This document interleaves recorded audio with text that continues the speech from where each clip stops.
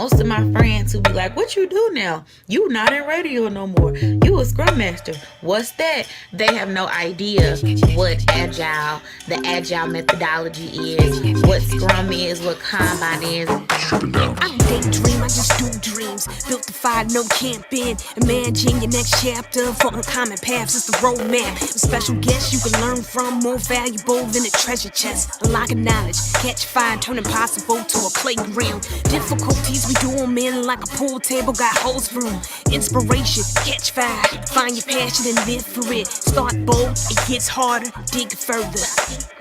Inspiration, catch fire, find your passion and live for it.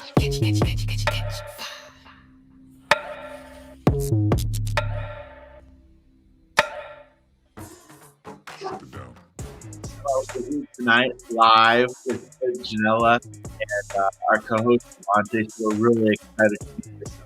And that's why I'm going to bring everybody in. Hey, everybody! Hey!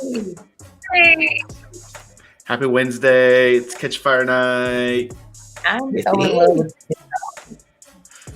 So we have our special guest GeNella is here with us tonight, and then Devontae, our co-host. So we're here to serve up some fresh fire, as I like to call it. Might be a little corny, but you know, I like it. Got to represent. So we are here in the cold yet beloved St. Louis, Missouri. Yeah, I'm not. You're not feeling it? Absolutely not. I mean, I'm born and raised here, and I still just don't get used to it. I just don't. Every winter, I'm like, where's the sun? I don't blame you. I'm like, why? Why am I here? Why do I do this to my face? Why was I born here? Do you has anybody from your family or friends, like, have they been just like enough and moved to somewhere warmer, or is everybody just kind of talking? Yeah. Honestly, Okay. like most, if not, I mean, like majority of my family lives across the country. Like there's maybe 5 relatives that live here. And that's including like Alton. And so I do have the luxury of traveling a lot and being able to like live / visit family other places. So like I'm in Houston a lot, like almost half a year every year, maybe a little less. And then Vegas is another spot. Wow. I know when you say Vegas, you don't think like, oh, family, like people. I know, right? Live there. I have a lot of family in Vegas, actually. But yeah, Texas and Vegas are 2. And I would have to say California, even though I've only been there once, I plan on going there a lot more because I have a lot of family there too. Like once COVID is. So I haven't even thought about this before. Does that make it harder, like that you visit these places and they're all warm? You didn't list any cold place. I did not. So well, I used to go to New York a lot, but still, I went to New York in the summer. I've never been in the winter. So I don't know. I'm not a fan of cold places. Like I get enough cold here. I don't need to go anywhere else. No. So, okay. And then I looked on your Insta story the other day, and we live in approximately a similar part of St. Louis, and there's a park that's relatively large, Tower Grove Park, and people have been doing some winter sports there. Do you want to share what you saw? Yeah, I was just driving down the street and somebody was skiing, not down a hill, like not skiing, hill, just the sidewalk. Just skiing. Yeah, it was so funny because I was like, okay, and this was actually. So this was the first day of snow. So it wasn't like today, it was like light snow. So when I seen the skis, I was like, okay, people could not wait till winter. I thought we were going to skip winter. Like I really thought winter was just, and I was so happy until last week. So, but yeah, my friend, she works at Fox 2. And so she was like, oh, give me the video. And the video ended up going viral. And I was like, ooh, I hope the person didn't see it. They're going to hunt me down. Oh, Lord. Oh, man. I think, though, we've all done some things around our neighborhood that are probably like one time I was driving home and Devontae was leaving on his bike and we waved to each other. And in the midst of waving, like Devontae, I think your feet like slipped off the pedals or something, and so you're just like legs kind of sprawled, like rolling across the intersection. I didn't know what to do. It was so weird because after you had it pulled off, my like chain was just like, I don't even want to be on here no more. And I was like, wow, you're really funny. Really funny. Luckily, I have these handy dandy hands and I put them back together, but it was hot and I was not trying to do look, a bike is okay. A car is okay. Like, where do rollerblades rank in that? We're not in Denver, okay? At all. Are rollerblades okay? I'm just joking. Rollerblades. And then my personal pet peeve, when I'm biking in Forest Park, and sometimes I have to go after work, and it gets to dusk, and then you have these walkers with strollers that go right on the center line of the gosh darn bike path, and I'm like, I don't want to kill you or your baby, but I cannot see you anyway. That's my. I can't wait till that part. Just going to the park and it's the best. Laying out, having a picnic, walking. Yes, the countdown is on. For sure. Hopefully. So, yeah, we need to get there soon. Yeah. Back to the parks. So, on Catch Fire, we are here for people that are starting their careers and people that are transitioning to careers to try to find their way.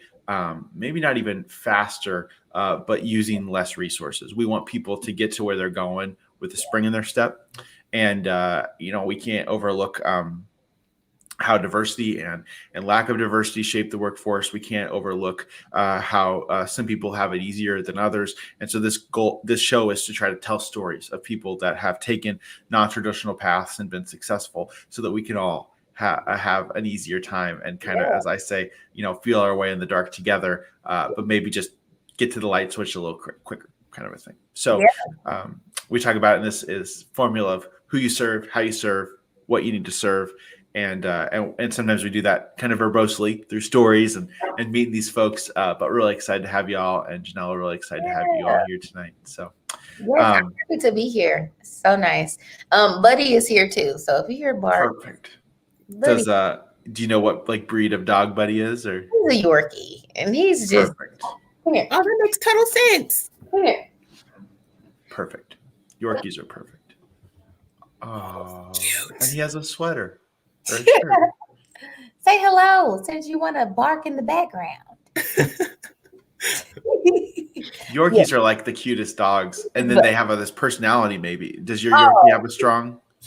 Yeah. What? He is like the bougiest, most nonchalant dog you will ever meet. You'll be like, "Oh, come here, he's so cute." He'll be like, "No." No. He'll be like, "No." Don't touch me. So GeNella, it seems like you didn't always do what you're doing now. We'll get to that in just a minute, but you started out of college, it seems like, in radio, like doing did you hold your hand to your ear a lot when you talked, or did you just kind of Actually, I didn't. I did, but I did go into radio right out of college. I was doing college radio for like a year.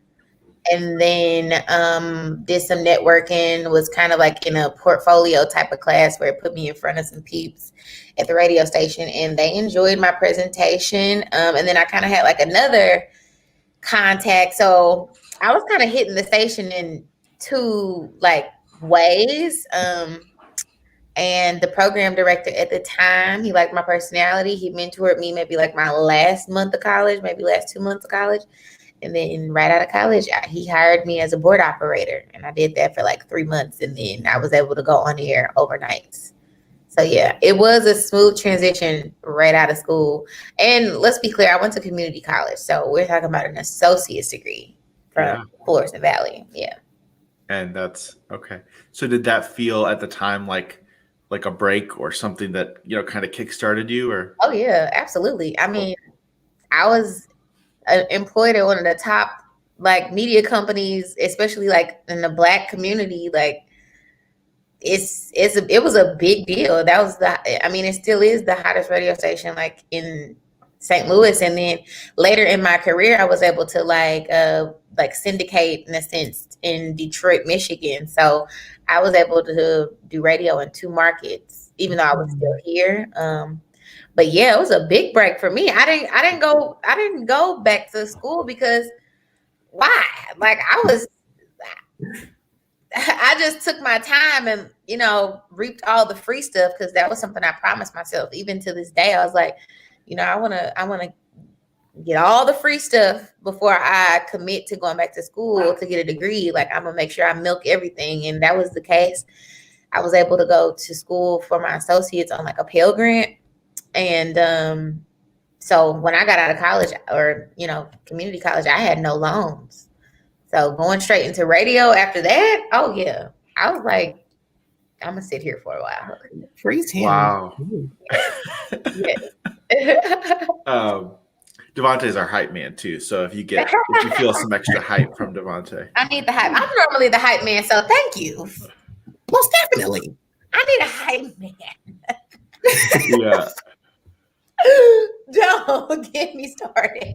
We go to his sister's like dance team performances at high school, and like there's just all these crusty people that have been coming to basketball games there for, and then there's Devontae, and he's like, yeah.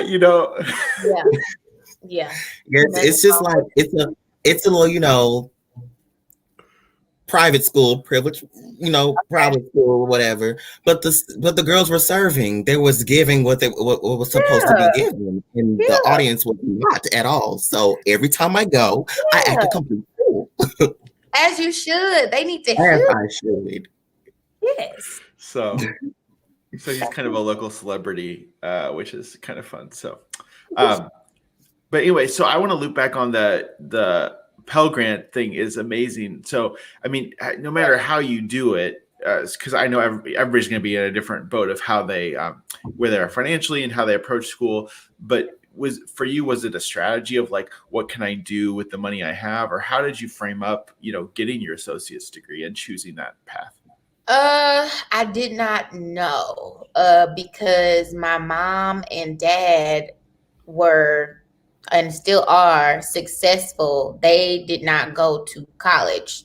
They are entrepreneurs and they have been blessed to have their own business and survive off that for many years since I was a kid. And so going to college for me was just like, I guess, like, I'll do it. Because prior to that, I had graduated from high school with my cosmetology license. My mom is a cosmetologist too. So I was kind of already getting money and kind of like on my entrepreneur type of thing, but I didn't really know what college was about. I was like, let me just do it. And then they were saying I qualified for the grant. So like, why not? Had no help, figured it out on my own. Cause again, my parents did not go. So they didn't know what the hell to fill out. So I was just going back home like, hey, I need your taxes. Hey, what's your social? Hey, I'm asking all these things so that I can fill out this paperwork. And I stuck through it because it was easy. It was fun. I created a network there. I'm still really cool with my professors. They cheer me on all the time. And it was just, I guess I just rolled into it because previously, again, with me being a cosmetologist, I wanted to be an art teacher. Like I'm just in the arts. And so that was my first like love and still is like, and I still probably will be an art teacher one day, but I'm like, okay, I'll do that later. But so one day my dad was like, you know what you should do? You should do radio. Because my family would always be like, oh, you just got personality. You know how to impersonate people. You should be an actress. And then he was like, you should do radio. And I was like, okay. And so I switched my major because art education was boring me. I didn't like the history of art too much. And when I got into mass comm, I was like, ooh, this is it. Because everything was easy and it was so fun. And I guess I was just natural. So a lot of the classes they're just perfect and easy for me. And yeah, it was look, I was destined.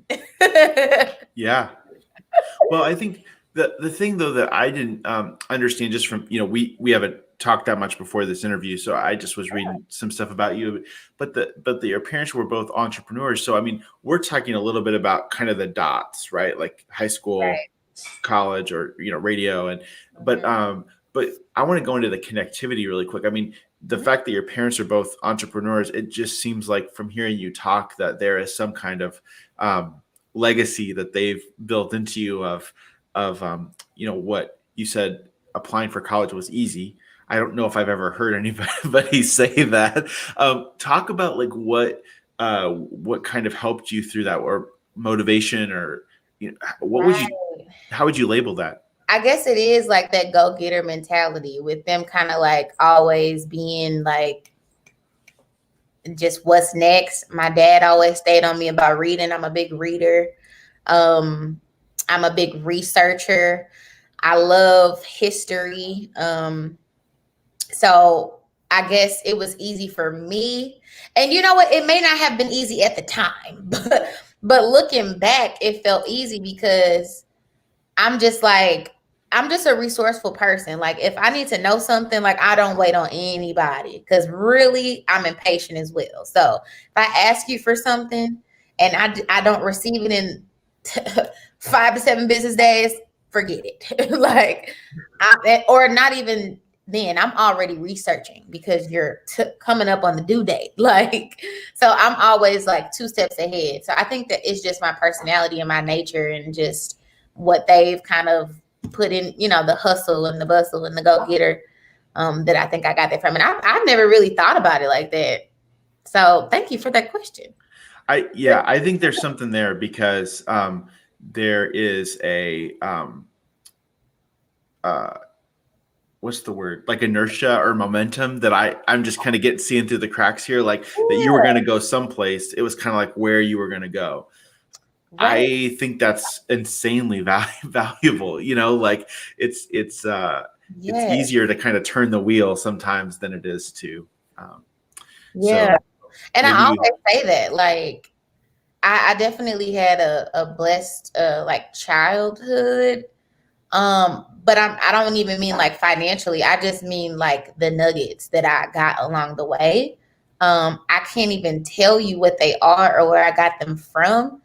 I just literally have like an intuition, and it may be a gift that I have just personally, or spiritually, where I'm able to just kind of sense and know and have that ambition and that drive and that wonder to like want to know more and want to research. Like sometimes I'm on my phone all night, like researching Egyptian pharaohs and shit. Like I'm just always wanting to know something. And I think that's definitely what makes me different than some other people.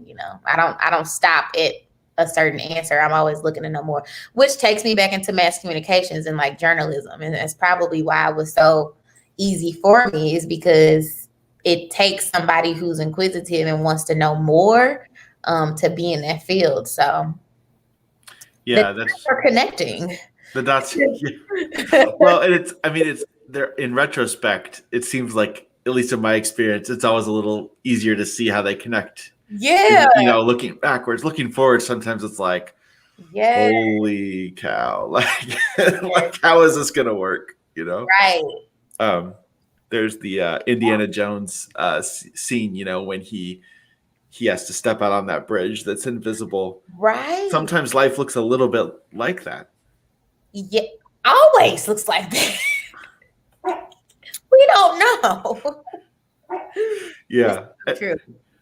And I just say that out loud just because I want to debunk this myth, that it's just so easy to like hear people talk that have something to share. It's like, hey, they're telling a story of something that's already happened. And it's like, if you look, it's tempting to then try to look at your life like that going forward. And I just don't know if anybody has that perspective or no, not at all. Like, absolutely not. But the only thing that it does take is like dedication and like that wonder, that like thing in your head that makes you, it's passion, I guess. It's the fire, right? Like, I think that's the difference. Nobody knows, but it's like, what are you going to dedicate your life to? Like, it could be nothing, and that's okay as well, but it may be something. And it's like, what makes you feel that way, and what is intriguing you about this? Because that's exactly what it is. Did you guys see Soul, the movie Soul? Yes, we did. So I love the fact, I love the part where, buddy, you are so ghetto. He is never loud. I loved the part where they separated spark and purpose because it made so much sense. The guy in Soul was so stuck on the fact that piano was his purpose. And they were like, oh no, like piano purpose, that doesn't even go together. Like your purpose is like living, helping, giving, teaching, learning, coaching, like it's the experience. So when people ask me like, how did you find your purpose? Because I guess they feel like I found it. I'm like, I don't know. I just know that it feels good to help people. You know, I know that it feels good to just talk to somebody. I know it feels good to be nice. I know it feels good to just, cook for my friends and give. So it's like, I'm just following what feels good. And you're just noticing because that is my purpose. Like purpose, you notice purpose. Spark, which was the other thing, is your piano. So that's my radio. That's my like art. Like that's my want to get on Google and search Egyptian pharaohs, like that's my spark, but it's not my purpose. And I think we look so much for what our purpose is in the things that we do, and it's creating confusion. So I love that movie. That movie was like, ding, it was like a little light bulb. So good. And then they always have like the quirks, like the Jerry and Jerry thing or whatever. That was Jerry and Terry. Oh my. And Terry, yeah. Yeah. We'll figure that out with Terry or whatever. And then your purpose, like I have had a lot of aspirations growing up, and then I kind of felt like I found my professional purpose. But then when I became a dad and I realized like I could embarrass my kids really well. Like I've been told I have a spiritual gift of embarrassing my kids. So one of the ways I do this is a few times before Devontae, had his own transportation, I took him to Beauty Supply. If you can imagine. Yeah. Bald white guy walking around Beauty Supply, kind of a fish out of water. I'm sure Devontae felt very good about that. Child, it's like, well, we can find a place for you. So I'm like, you're gonna have to go to the wig section with me. Like how can I make it the most awkward possible? Exactly. Yes. So you started in radio, and then I just this purpose spark thing I think is really good. Yeah. But then at some point you're like, radio might not be the end. It might be the beginning. What did that transition like where you decided to go a different direction? Yeah, I think it was just growing up, being an adult, having different values, and then me being a spiritually enlightened person, I became more enlightened and aware of what was feeding my soul and what was not. And entertainment and other people's lives and not helping people, but inspiring them in more of a materialistic way was not feeding me. And it wasn't before, but I was young. It was fun. And it is a really fun career. Like, don't get me wrong. But my priorities changed. So financially, I was ready to move out of my mom's house. Financially, I was ready to travel more and experience more stuff. And unfortunately, that career path is not as lucrative as it seems. And so I was in a position where I was like, okay, this is not important. This is fun. It was fun, but I have to move on. And I'm ready to dabble in the other things that I like, which is designing, art, history, teaching, coaching, helping people. And at some point in radio, I was like, I feel like I'm talking about the people that are helping people, but I'm not helping people, And I'm like, I want to be somebody that helps somebody. So I was like, okay, let me switch gears. Yeah. So Well, that's interesting. And so, I mean, because you had done some cosmetology stuff before. Mm-hmm. So did you feel like that was more in the realm of helping people, or how did you kind of categorize that? Yeah, it is. Because I mean, the conversations get really deep when you are doing somebody's hair and makeup. And I was still freelancing because I needed the money. And then it was still an art of mine. It's still something I enjoyed to do. But I was also working in the mall. I was working at Sephora. So, and while I was on the radio, you know, and people would walk in and be like, "Are you on Facebook? You sound," and it's just like, it wasn't embarrassing, but it was also a point where it's like, bro, like, how am I on the radio and I'm working at the mall? You know what I'm saying? Like, not because I want to, but because I have to. Yep. And so, but it still fed my soul because I would like work at Sephora like seasonally. So I would be there maybe like 4 months out of the year. And I loved it because I was there around people that were a little more positive. We were helping people on the daily, obviously, like selling products, making people feel good, making people feel pretty. And yes, that fed my soul more than radio most days. And you know, priorities switching and growing up and being more fulfilled and just being more spiritually tapped in, it just changes your mind. There you go. Yeah. That's good. Well said. Okay, so then, so I'm not saying it was this simple or clear cut going forward, but then you're like, maybe the question started to become, how do you want to do that? Like, what does that look like? What career path? So, right. How did you even start to try to find what that might be? Right. So at the moment, because I was so broke, I was like, what makes the most money? I'm on Google. Again, I'm a Googler. What makes the most money? Oh, data science, data analysts, software developers, software engineers, nurses, you know, programmers. I'm like, IT it is. And so I did go down the path of choosing something that was just money. So I started off getting into IT and programming, which is coding. And granted, coding makes the bag, but it is not me. I'm not a just logistics type of person. I'm the creative, colorful, artsy person that's in the room. And coding, it was great to know the skill, and it was a great porch to jump off of to understand like what tech is all about and like how software is made in general. So Buddy is growling and he is like not having it. Is it the stocking cap? Right. What is it? What is it? Hopefully I'm not one of those people that thinks all dogs love me and then like they hate me. We're going to get a new puppy here in a couple weeks. And so like, I'm hoping like. Don't get one like Buddy. Yeah.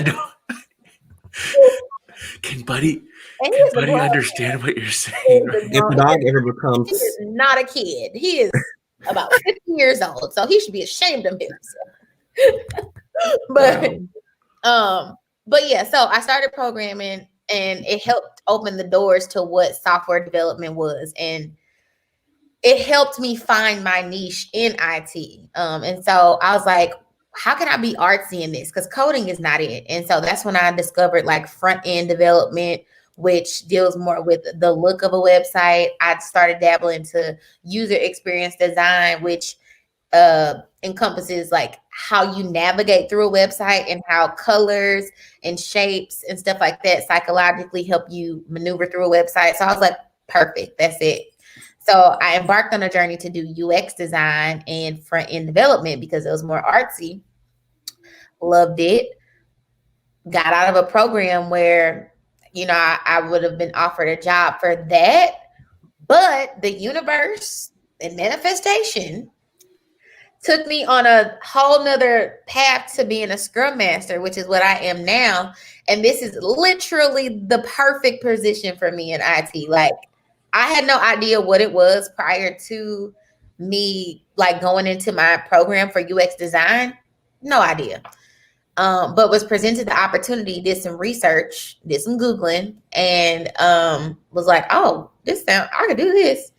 And started doing it. And I mean, like, it is literally like a radio host in IT. Like, it's Can wild. you like connect the dots for us? That's really, I've never heard somebody describe it that way. Yeah, because that's the only way that I can relate it to people who already know me. Yeah, sure. Who don't know what that is. I'm like, it's kind of like a party host in a sense, but I'm a party host to software developers. That's perfect. Instead of like people in the crowd at a concert. That's perfect. A party host for developers. Yeah. That makes it sound, and it's not, I mean, I've done some of that, and it's a really fun job. So yeah. Would you kind of like say it kind of relates like that? Like a party host for developers, kind of? I can help. It's helping them go in the same direction, not step on each other's toes. But I mean, when people get to work, when people are going fast, when developers get to just do their thing, that's where they are excited. That's where they have fun. Yeah. Then it feels like a party. I dig it. Yeah. You said something about Google multiple times. Yeah. It's kind of a tangent, but I on one of our other interviews, somebody said, and I think this is kind of common sense wisdom in our industry, but like, what's the difference between junior and senior developers? And junior and senior folks are going to ask questions. Right. Seems counterintuitive, but there's a lot of imposter syndrome. There's a lot of things you can fight. But you mentioned Google a few times. I mean, in my experience, at least, figuring out the right question to ask, and then being willing to ask your peers, ask Google, has seemed like something I keep going back to. Is that proven for you as well? Absolutely. I mean, literally. So connecting the dots, right? I think about my journalism and me being such a researcher and a question asking person to my job now. Like being a scrum master, you have to ask the right questions to figure out the problems that the teams are having, because they may be embedded in the work, they may be embedded in virtual, because we're virtual and people can't see the problems anymore. So my job is to ask the right questions. And so it's connected literally to how I am naturally in the experience that I've had in journalism. So absolutely Google and all of that, like it flows. Yeah, that's great. Like, I think too, there's a super strength when you can like relate it, like you're saying a party host for developers, or like when you can relate it that way, it's like a super strength because you're not taking yourself too seriously. Right. And because it's all about like having fun, trying it out. If it doesn't work, let's change it. Like, okay, we're dancing to this song, but if it's not getting the party jumping, next track. Like literally. But I mean, some people, right? I mean, they might have been in a Scrum Master role for years, and they would never say something that simply because the fear that then they might be out of a job if they make it sound more complex. But just your ability even now to make this stuff as straightforward as possible, I think is a huge super strength. So I love that. Thank you. And I think that's why my purpose is starting to turn and churn with this role, because I am a relatable Scrum Master. And so that is why I am getting a lot of people like reaching out to me from my YouTube and on Facebook and on Instagram about the position, because there are a lot of people who look like me who are trying to be a Scrum Master, but they can't find this information. I mean, I'm thinking about when I first got offered the position, and I was like, going on YouTube, I'm like, I don't want to see any of this. Like, what are y'all talking about? I need somebody to tell me this, like, straight up. What are you doing? Yep, exactly. And I wasn't getting that. So I think that the niche and the spark of doing this job is really putting me in a purpose of coaching people, which is what I'm now branding myself as, like a job coach. I am a coach because that's another word for a Scrum Master. Like they would consider them coaches, facilitators. So I'm like, yeah, I'm a coach in all facets, like literally in all facets, from media and radio. When people would be like, I want to do radio, how can I do this? Like that, that is literally what I like to do. I like to coach people and show them the way. And it's like, I don't even need to get paid for it. Like, I don't really care because I like talking anyway. So, it's fine. Give me 20 bucks. I'll tell you the whole thing. I'll tell you the whole thing. I think too that's something that I think there's some strength in your generation. I think there's also some strength in your the legacy that you have just from your family of origin and stuff like that. But the empathy that you bring to the role, and I think it might be a little bit stereotypical that folks in the cosmetology industry can kind of talk to anyone or connect with anyone, but you bringing that to a industry sometimes where people have a lower emotional intelligence, or it's just kind of like you're instantly able to connect all these dots just because of your EQ. And then have you experienced that at all, like where you've just I'm trying to put, I hate to put words in your mouth, but it just seems like your empathy could instantly just elevate a situation to get more out of the whole. Yes. And empathy and emotional intelligence are two strengths that are like, or the top two strengths to have as a Scrum Master.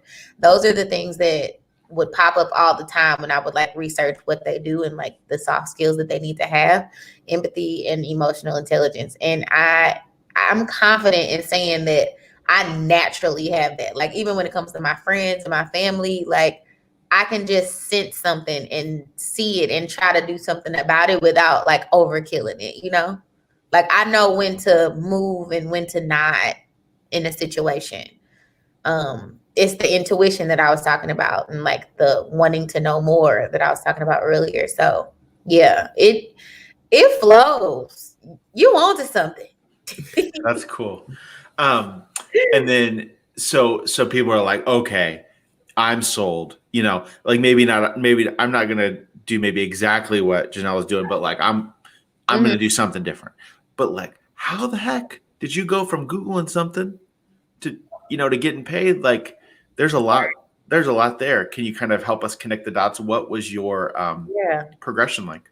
Yeah, I did the two. So I did the programming boot camp. Then I went through LaunchCode. So the programming boot camp is called a Lambda Systems.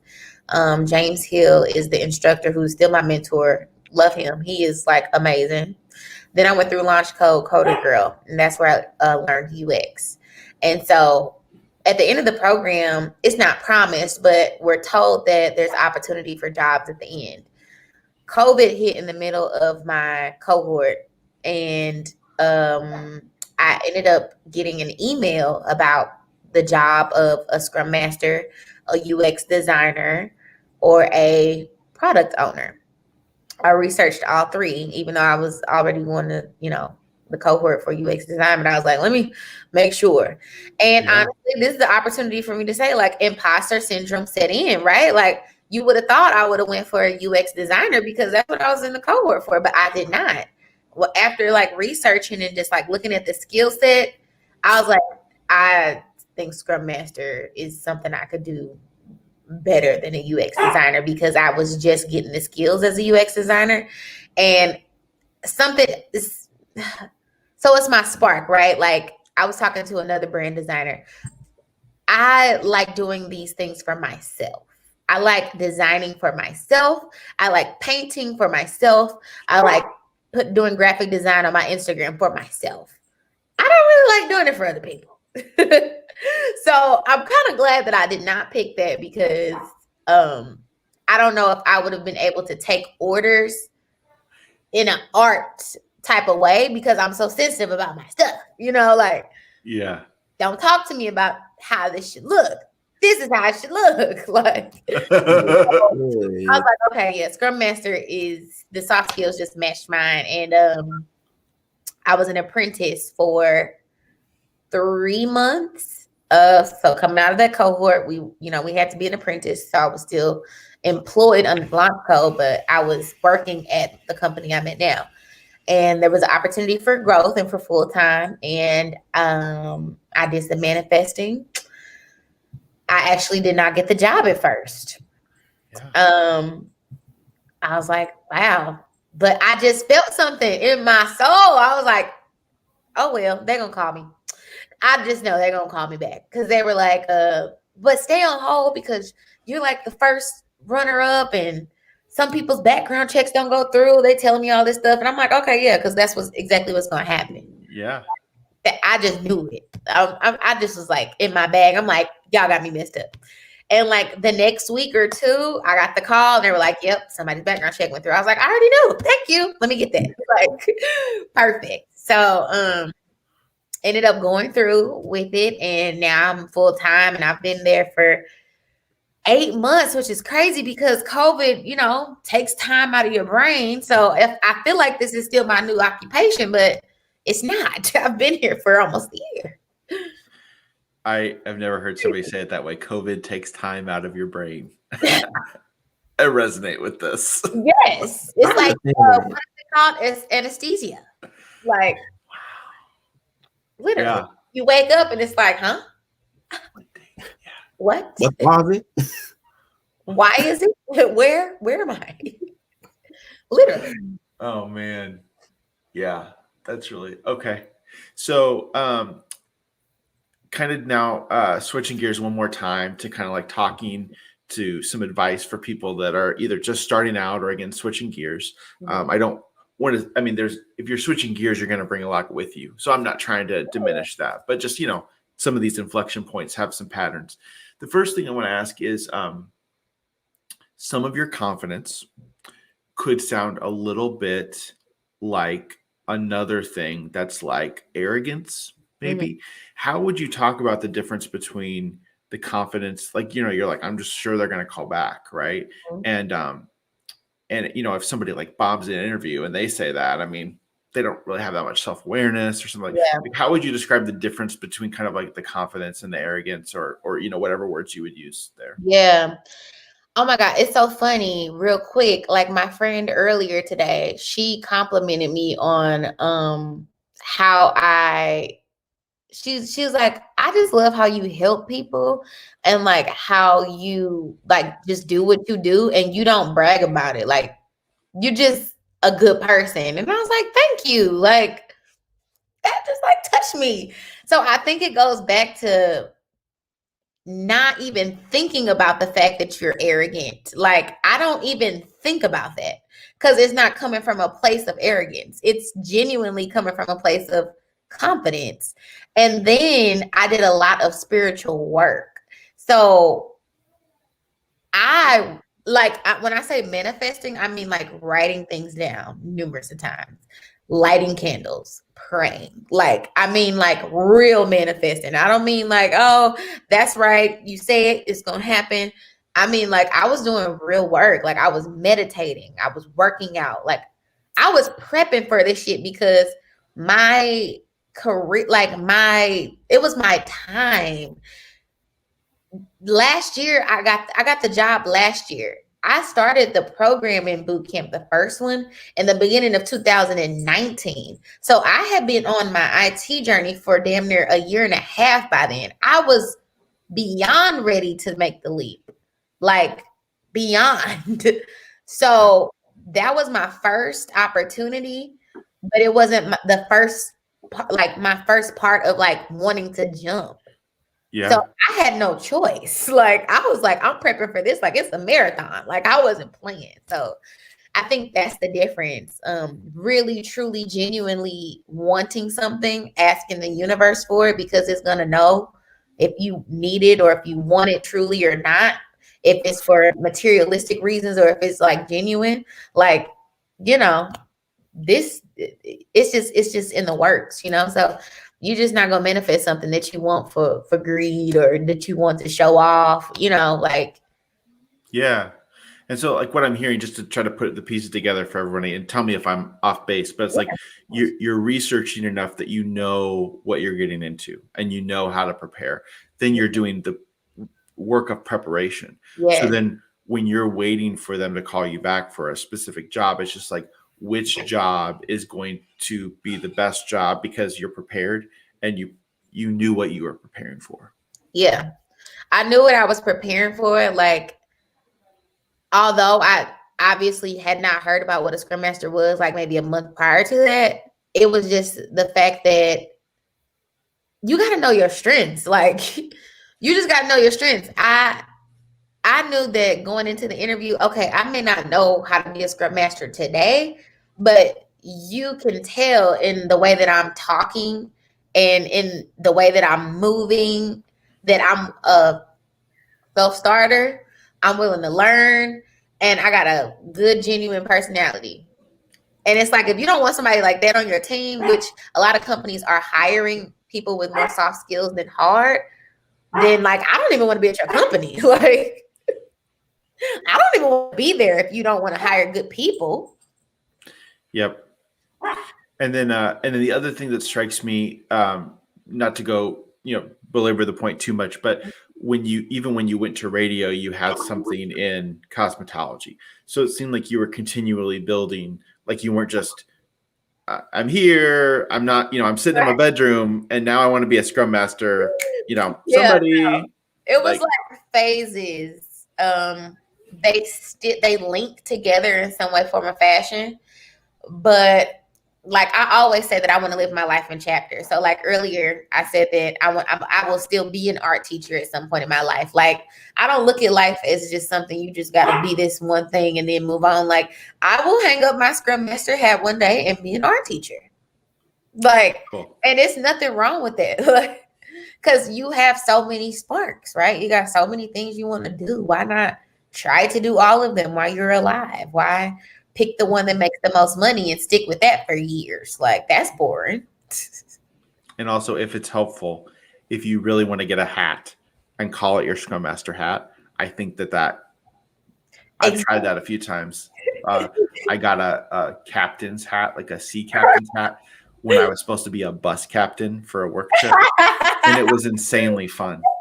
And I never a little similar, just like maybe the colors. I don't know.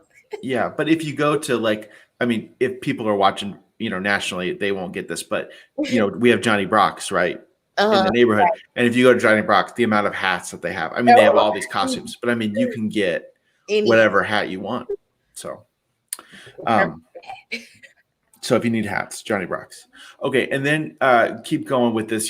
People are starting their career or they're switching. If they're saying, "Hey, this interview, maybe finally want to take the leap," what's the first step? Like, this gets done, they close out of this on their phone. What's the next thing that they should do? Prepare your LinkedIn. Respond to those emails of recruiters that you think are fake, because you just never know who's like a real recruiter and who's really gonna like help you get a job. And so that leads me to just like expanding your network. Buddy. Well, he wants to be on the network. Buddy wants to be. Clearly, but he's kicked out. He is off of the network. Hey.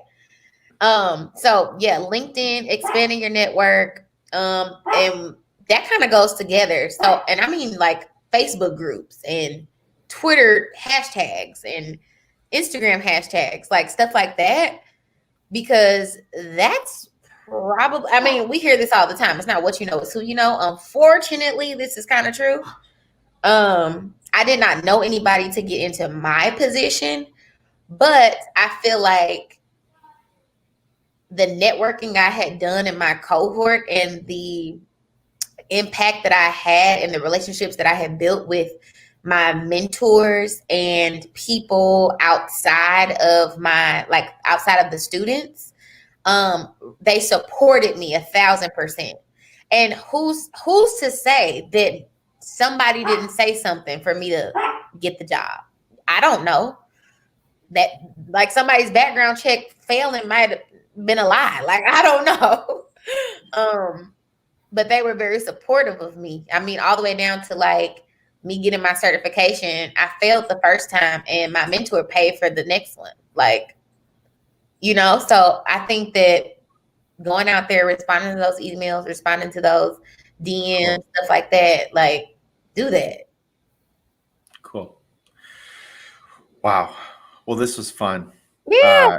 Do you have any parting thoughts you want to share with everybody? Or I mean, just go for it, man. Like, life is too long. I don't say life is too short. Life is too long to stay in one place and to dwell on one thing, one job, one person, whatever. Just like have fun, find a role that you like, find something in your budget where you can live. And like enjoy it. I think we're just so used to going to the next thing and not being able to like enjoy the moment and enjoy what we can do, that it's taking us away from like what we have. So enjoy it wherever you at right now. Like, just try to enjoy the fun things, whether it's like you having a funny ass coworker that you talk to every day. Like, talk to them more so that you can have a better day. Funny coworker. Yeah. Yes. But yeah, I definitely say like enjoy where you are and just enjoy the journey. That's it. Cool. Well, thanks for being with us here tonight. I really appreciate it. This is like the dopest thing I've been on. Oh, wow. I need. Okay. Just don't tell my kids that you think I'm cool if you think, because like, if I get it, I don't want to be outed as. Don't worry, I got my trash can next to me. This setup is like superb. Well, if you went behind the scenes, it's not. There's just a few things to do. So that's cool. Not the case. It's fine. Well, thanks everybody for joining us. We'll be here live with you most Wednesdays at 6 p.m. Central, and look forward to seeing you again next week. I've learned a lot about like leading with empathy. Let me change my expectations to accommodate you. First, it was very frightening. I'll never forget my first time on the air. I sat down on the set and forgot that I would need a mic. And that was the first time I thought, there is no doubt they can hear my heart beating through this microphone. For me, learning has always been the key motivator, passion and curiosity. That's the most impactful learning tool that I have always had. I mean, we know what the lower limit of like human beings are. We don't have any grasp or any way to know yet what is the upper limit on a human being.